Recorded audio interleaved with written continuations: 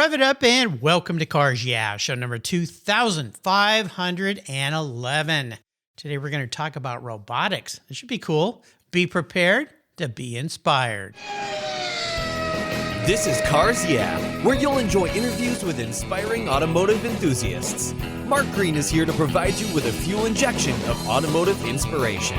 So get in, sit down, buckle up, and get ready for a wild ride here on Cars Yeah.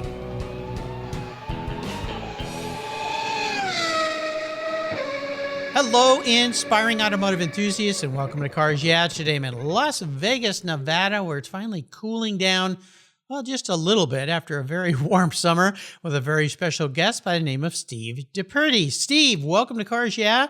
Do you have any gear, and are you ready to release the clutch?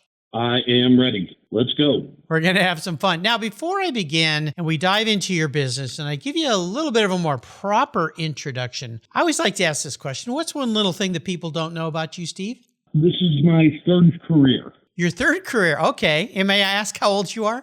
I'm 51. Okay. So what were the first two? So I grew up in Flushing, New York. My parents owned a pizza shop.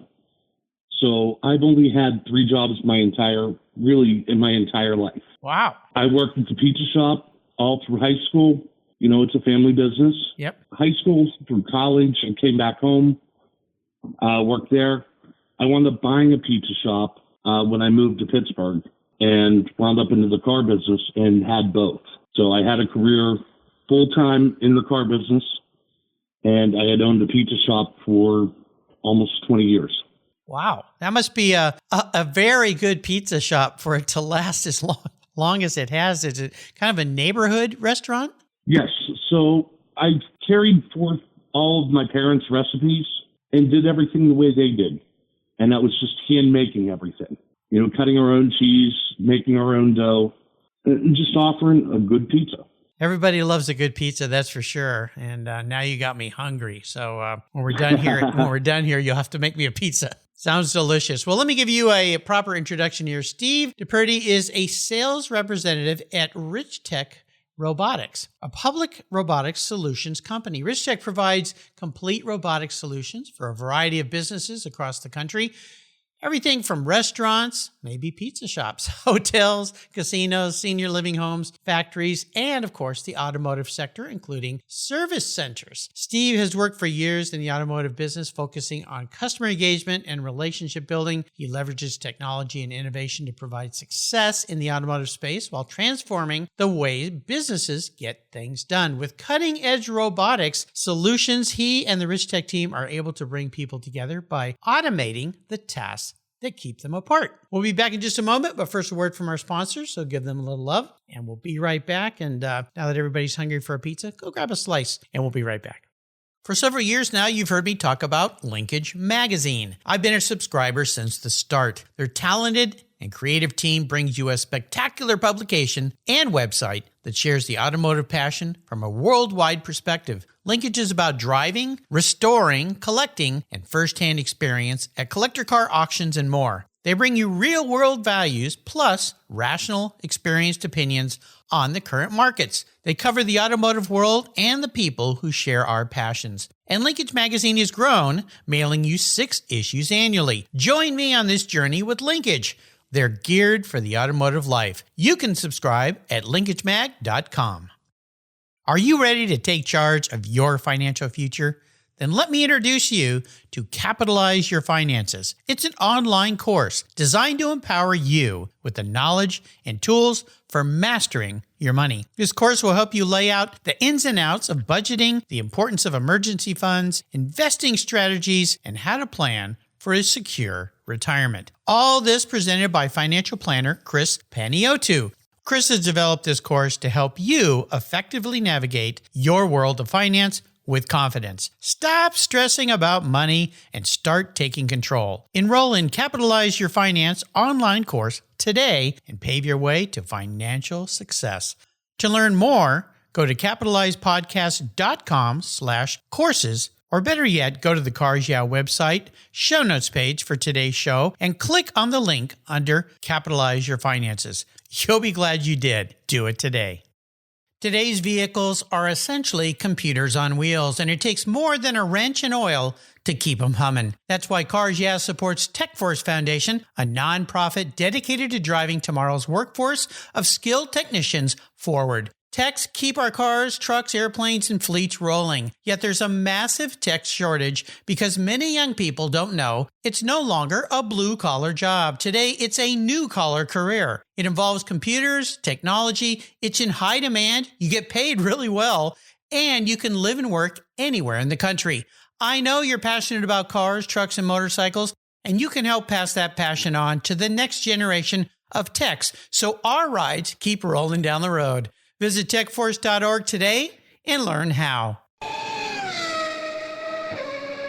So, Steve, we are back. So since you gave us a little background on some different career paths, let's focus on what you're doing today because I find this rather interesting. Richtech Robotics, can you tell us a little bit about the company, how long it's been around, and how it's evolved through time? And then we'll get into what you guys are doing today and some specifics on how you're helping people in the automotive sector. Okay, the company was founded in 2016. They took the company public in November of last year. We are publicly traded on the stock market under RR. They started in with mobility robots, things to help, like a medbot to help deliver medication, things of that nature. And then they moved into the Maitre D, which is the food delivery robots, as well as Adam, which is our bartending robot. Oh, wow. And of course, Titan. Titan is our robot that actually is the parts runner. There are two models. There's the 330 and the 440. The 330 has two carts that can be dropped at different stations. And the 440, which the reason they're named the way they are, is one can carry 330 pounds, one can carry 440 pounds.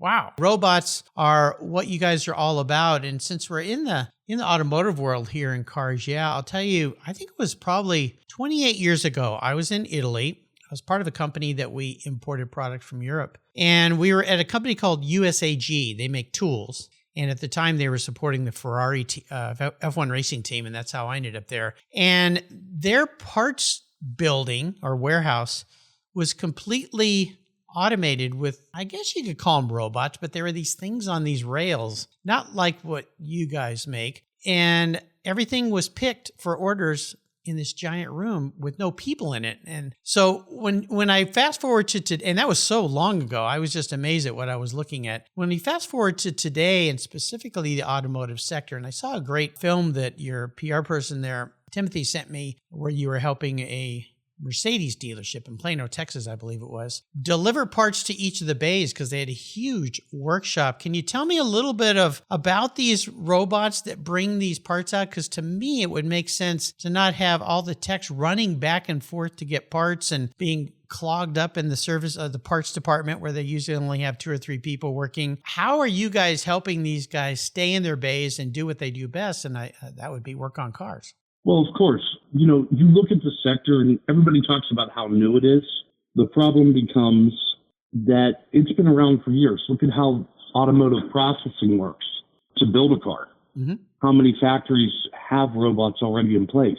So it's not completely new, but at the same time, the way our robots work, the idea is to keep your tech, staying in their bay. Real simple. Parts people pick the parts.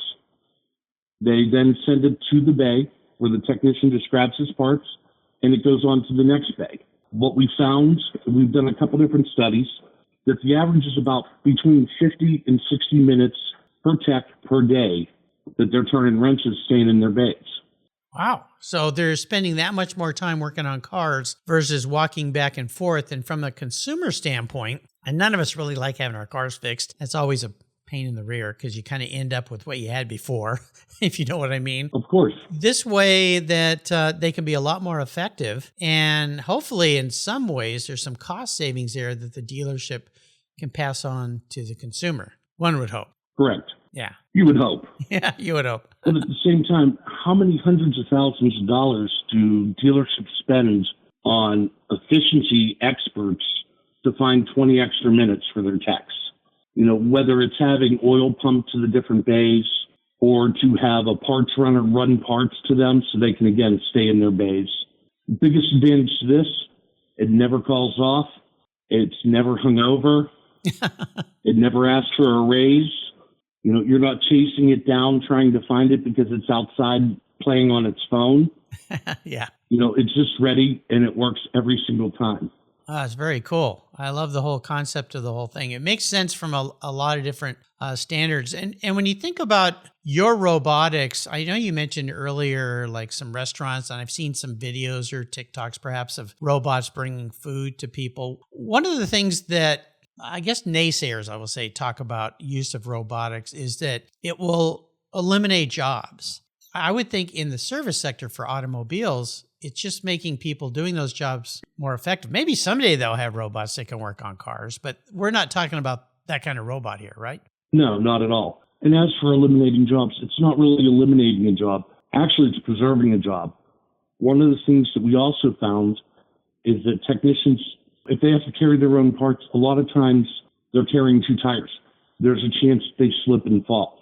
They overcarry, they wind up hurting their back. All those things, then you lose productivity from that tech. Or worse yet, they walk down the hallway or down their bay. 4 bays down, they see their friend, they start talking about fantasy football, and you go to the parts counter and there's 7 techs standing there waiting for parts. Yep. So you're not really eliminating a job, you're making everybody more efficient.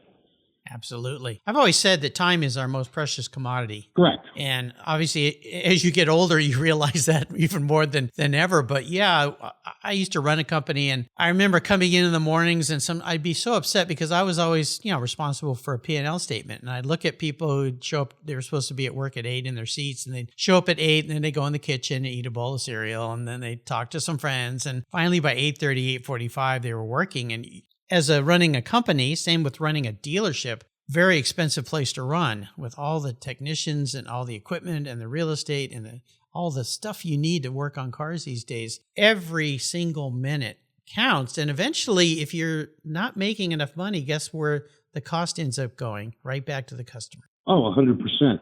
It has so to. if you can keep a tech on because a technician typically turns 5 to 6 cars a day in a normal shift. If you can eliminate 8 to 10 minutes on each of those times where he has to run back to the parts counter and wait for those parts, not only that, the cars are coming out faster, which means also the customer's happier because their car's done quicker. Oh, yeah. Especially when you look at quick lube places, it's one of the sectors that all dealerships try to compete in, and it's one of the hardest places to compete because all they do is oil changes where you have a full service shop. Right. Yeah, I know. I've taken cars in, and I always service my cars at the dealership. I like the dealership. I might pay a little bit more, but I always feel like they know my car. They've been working on my car. Of course, I do the same thing. Yeah, for a long time. But at the same time, when you say, well, I'd like to bring the car in for an oil change, well, we'll need it for 4 hours. I'm like, what?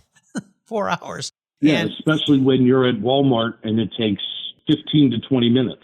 Yeah. Maybe a half an hour. Yeah, exactly. And that's another time saving, a place where you're going to see those time savings.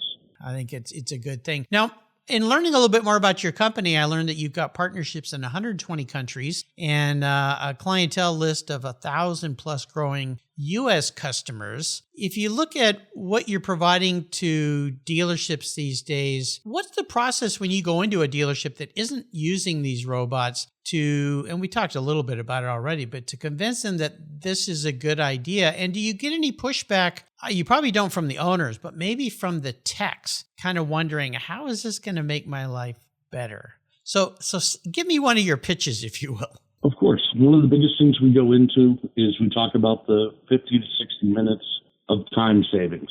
A tech is paid based on what they turn. They're not an hourly employee in the sense of how they get paid. They get paid based on the number of hours that they turn in the dealership. If I can keep a tech in his bay for an extra hour, he's going to turn probably 2.5 hours out of that and get paid based on that. The video I watched was very short, but it gave me a good idea that there's this little cart, basically, your robot, that comes to each of those bays. The tech goes over, picks up his parts, pushes a button, and sends that cart either to the next bay or back to get more parts. Is there very much of a learning curve, especially for techs these days, because they are so computer savvy these days. But is there a bit of a learning curve? Not really. I mean, the UI is very simple. The interface, the robot shows up at their station or at their bay. They hit accept, and it goes on to the next station. If for some reason the technician isn't in their bay at that time, you can define and set how long it's going to wait for that person. Typically, it's about 60 seconds, and it'll move on to the next station. And then what happens from there is it'll go back to the station at the end of the run. Oh, cool. In case you missed somebody. So, but the user interface is very simple. You push accept and it goes back. And the parts person, all they're doing is putting the parts on and selecting the different bays. I was at the Porsche factory years ago when they just started using the, I guess, same type of technology, although the tracks that they ran in were underground or under the tiles, if you will. Your system isn't like that, I believe, because I would imagine a dealership doesn't want to rip up their floors and put in magnetic strips or whatever it is they use. So is it all just based on that robot learning the route? Yeah, so we go in and we actually map the dealership on every installation or potential installation. A technician comes in with us.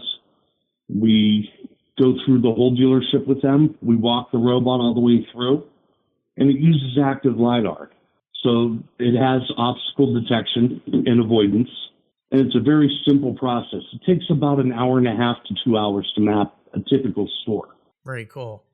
The neighborhood I live in, my wife and I take walks every day, and there's one house in here that's using a robot lawnmower. And it sits in the side of the yard. The first time we saw it, I went, what is that thing? And then we walked by the next day and we saw it working. And then the next day, his lawn tech was there and he explained, very similar to what you're doing, that every other day, the lawnmower goes out and mows this guy's lawn. And we sat there and watched it one day, kind of like watching a Roomba. I think it's a Roomba, the vacuum cleaners in the houses, that learn your living room. My son and his wife have one of those, and it's learned their entire house now. They've got a dog, so it's, picking up after the dog, the hairs and things like that. It's fascinating where the world is coming to. When you think about Richtech Robotics, what's the future for you guys? And I understand there's probably some proprietary information you can't share, but how do you see the world of robotics expanding? So we like to use the term cobot instead of robot. Okay. And the reason behind that is because they are to make everyday mundane tasks simpler. And I go to the maitre d'. I'd rather have my server out on the floor taking care of my customer. How many times have you been to a restaurant and really wanted a refill of your soda, or, something wasn't right with your food? And it takes 10 or 15 minutes because she's grabbing food from the kitchen. Instead, that robot's going to bring that food either to the table or to a designated spot in the dining room, so your server is out there the entire time. Ah, gotcha. And that's what I mean by a mundane task. So at that point, your server's taking better care of the table. The same thing can be applied to the automotive side. I'd rather have my tech focus on fixing the car than having to worry about going to grab calipers or brakes or anything else. And then, waiting to get their parts or getting their parts, bringing them down, because they have to stop what they're doing, frankly. Going back to the video that I watched in Plano, and I'll put a link to that on Steve's show notes page in the Cars Yeah website so you listeners can watch that. How does if the tech is working and he or she needs a filter, they forgot to ask for it, or who knows what, maybe the wrong part got put on the tray or something like that. How do they interface and use the robot that way? Is there a station there where they can tap on a keyboard and say, send me a Coca-Cola, I'm thirsty? Well, I don't know about them going to the vending machine and getting a Coke out of it, but that would be nice. Yeah. Some of honestly, a couple of the dealerships do that. For instance, we just finished up a pilot very successfully with Chapman. And one of the things they do is on the third shelf, they'll put waters. Oh, there you go. For the technicians. Again, we're in Las Vegas. It's, 100 degrees almost every day this whole summer plus. So he has cold waters that he puts, maybe 6, 7 waters on. And that robot does come around with the waters as well. Yeah. Yeah. But they use an iPad. They just send the information right over to their parts department. Mm-hmm. And that's different software that has nothing to do with us. But they can send that, or they can pick up, I know a couple dealerships in one of my old stores, we use two-way radios so that the parts could be ready so that when the tech did have to walk to the counter, he didn't have to wait and go, hey, can you please get me brakes for a 2019 Camry? So that way, the parts are coming right back to you right away. Do you think there's a point, and I'll go back to that example I cited when I was buying USAG tools out of Italy, where they had an entire and this was a huge warehouse. It had to be, I don't know. It was big, and it was multi-stories. It was very tall and very long, these aisles. Do you think there'll be a point, or do you guys provide robots for pick and pack operations? Not yet, but that is something we are working on. We have a couple different robots. One is called the ARM, which they're still in the hospitality side, as well as a brand new robot called the Scorpion, which we are seeing a lot of success in, believe it or not, in wineries. In wineries? Pouring glasses of wine. Oh, okay. Yes. Okay. Pouring glasses of wine. And of course, Adam, the bartending robot. So as the technology becomes more and more available, you can foresee the same Titan with arms on it picking parts. Yeah, this whole thing is very fascinating. And of course, there's like the movie iRobot, where the robots, different kind of robots, obviously, but they take over the world and so forth. But I'm more interested in saving people's mundane time, their downtime that is just, wasteful, if you will. So I think it's fascinating what you guys are doing. I like to ask people about what I call our driving inspirations, people that have been inspirational in your life, maybe a person that stands out, and why that person stood out for you, a mentor perhaps. Of course, I would name two in two different industries. First would be my mother and father. They worked 6 days a week. They worked 7 days. We had the shop open 7 days, open to close. And they taught me that work ethic that is something that you can't teach to somebody. I can teach somebody to sell a car. I can teach somebody how to fix a car. I can teach you how to spin a pizza, but I can't teach you how to be a good person and have a great work ethic. On the automotive side, I had a general manager when I was still brand new in the business, and he took me under his wing. I worked every station, and Carlos did an incredible job with teaching, little butt kicking here and there, still the car industry. Yeah. But I wound up rotating through the entire dealership from service, parts, to service manager, to shop foreman, and then back onto the sales side. And I wound up becoming his general sales manager. And when Carlos moved on, he became a managing partner in another group. I wound up with that store. But I was also blessed to go to NADA.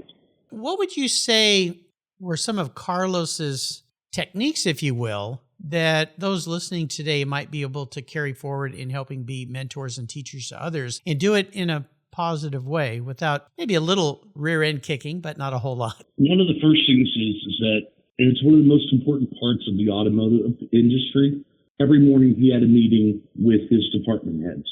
Whether it was a save a deal on the sales side, we reviewed all the ROs every day, and simply to see if there was any problems, anything that came up, why there would be a big gap. That guy had an engine job, that's why he was only available and turned 14 hours. Mm-hmm. He let his managers and department heads manage, but at the same time, he walked around the store every day. He made it a point to make 4 trips around the store and touch every person in the shop. A great communicator. Correct. A lot of general managers don't come out of their offices, and they don't know what's going on. And the way he did communicate is, good or bad, he'd have a conversation with everybody, but he didn't micromanage. And what I mean by that is he would observe something. He may not say anything. He would mention it to the department head, and he would make it a learning instead of a butt kicking. Yeah. It was a learning moment. Here's a challenge we need to overcome. How do we do this? And even if he had the answer, he would have you work it out yourself. Does that make sense? Oh, yeah, absolutely. Sounds like a great communicator, and I think that's the key in every operation. And a lot of people are not very good at communicating. That's for sure. So they just kind of sit back and explode when things go wrong. Correct. One other thing is he was very open to things. So if he had an opinion on something, he still wanted to listen to somebody's opposing opinion. So there were some open-minded thoughts. Yeah, some great ideas come out of that. How about a great challenge you've faced in your career path that when you look back, you think, that was a pain, but I'm sure glad I went through it because it taught me something really valuable? Of course. The worst that I experienced, again, with the Toyota background, was pedal recall. If you do remember what I'm talking about, when they came out and said that the pedals on the Priuses, and you had all these videos out there, NHTSA got involved, Ray LaHood, and we had to have a stop sale until they could fix the Denso pedal recall. That was a huge challenge. How many thousands of Camrys and Corollas and Priuses were out there? You had to schedule them in. Our sales department wasn't allowed to sell a car, and you're still trying to make sure everybody winds up getting paid. Now, I was blessed that our owner, and at the time my general manager, fought to make sure every one of the salesmen had enough money, even though they weren't selling cars at that point.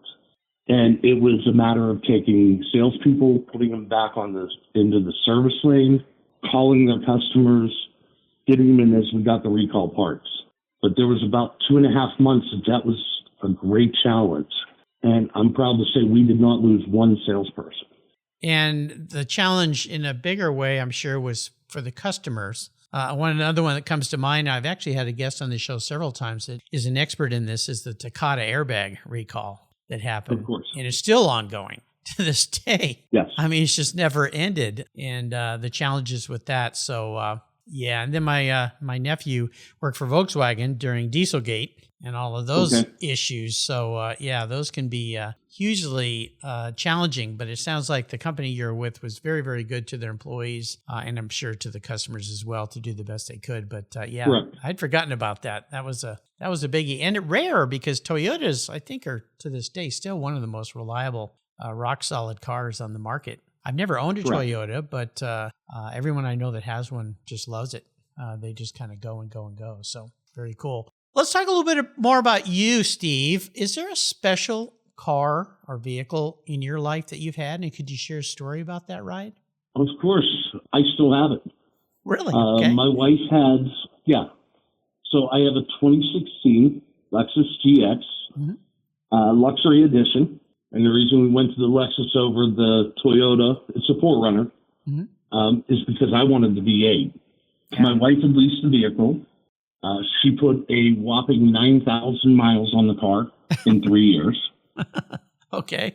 And the residual at the end to buy it out was, I want to say it was around $25,000.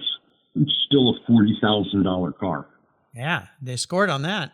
Fast forward to today, it's 2024.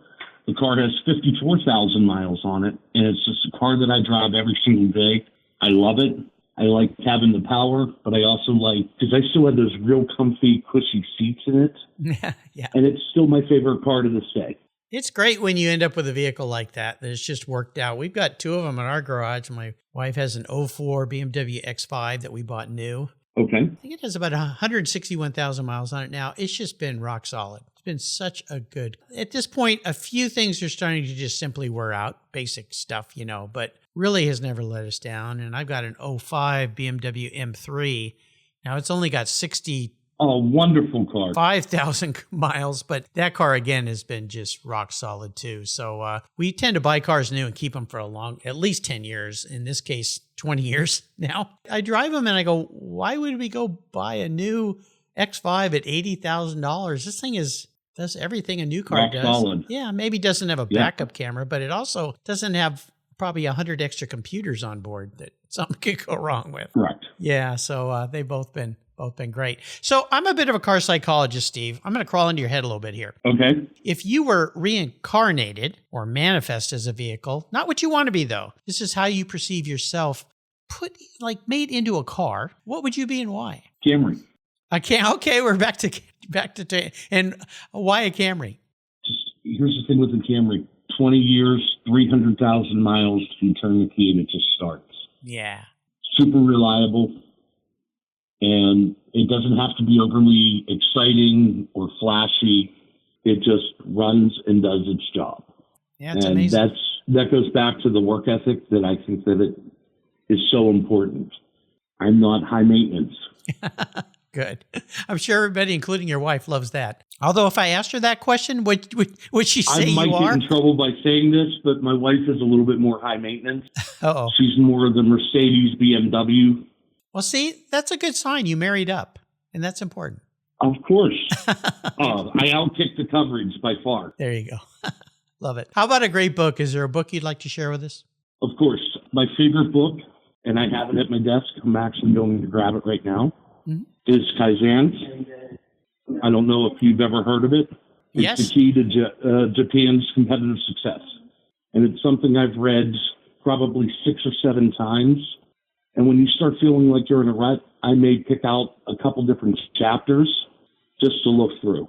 Yeah, a great go-to book that you can go back to over and over and over again. Perfect. So let's go on the ultimate drive before I let you go today. How this works is I'm going to provide you with any car in the world. It doesn't matter what it costs because I'm going to be paying for it. You can take it on a drive, but here's the key part. You can take anybody with you, including somebody from the past that's no longer with us. So what does the ultimate drive look like for you? So I'm going to take this a very different direction. Okay, good. It's an Aries K car. If you remember the old K cars. Yeah, I'm kind of wondering why we're going in an Aries K car. I'm going to have Lee Iacocca with me. Okay. And I would like to take the drive, have him drive, and let's go into a new Tesla store with him on the drive. Interesting. To see the evolution of vehicles. Yeah, that would be very interesting. You know, this is a man who I admire very much, came from the design side and wound up saving Chrysler from essentially being out of existence.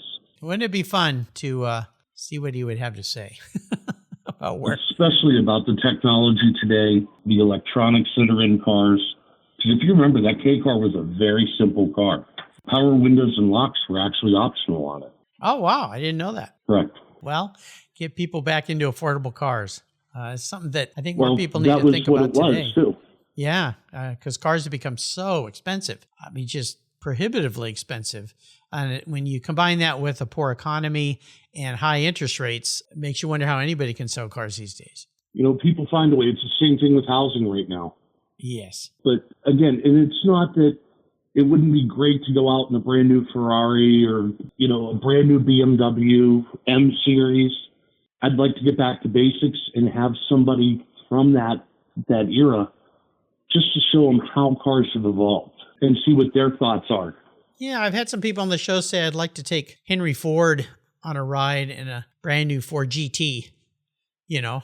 And that would be interesting as well. Yeah. And I would challenge them to go to a new Ford assembly line, like up in Dearborn with the F-150. Yeah. And see exactly what, I agree with you. That would be wonderful to do. Yeah, it'd be fantastic.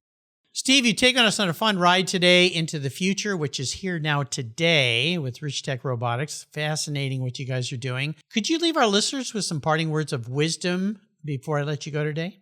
Of course. My thing is that the past teaches us about the future. One thing about the automotive industry is they are always on the cutting edge, looking for ways to improve. Our robots or cobots are ways to improve and to make people's lives better. Absolutely. How can people learn more about your company? Of course, they can visit our site, which is richtechrobotics.com. We have an open office. We're right here in Las Vegas, right behind the Palms Casino. They're always welcome to stop by as well. Absolutely. That's Richtech Robotics. Also want to do a shout out to your colleague there, Timothy Tanksley, who put us together today. So Timothy, thank you for helping out today. Steve, thank you for being so generous to give us a vision into the future, which, as I said, is here today. And thanks for sharing your experiences with us as well. Until you and I talk again, I'll see you down the road. Thank you so much. And this has been great. I appreciate your time today. Thank you so much for joining us on today's ride here at Cars Yeah. Drive on over to carsyeah.com to find show notes and inspiring automotive fun. Download your free copy of Filler Up, a fun book filled with gorgeous photographs of fuel filler fun, including quotes from more inspiring automotive enthusiasts. Download your copy today, and we'll see you next time on Cars Yeah.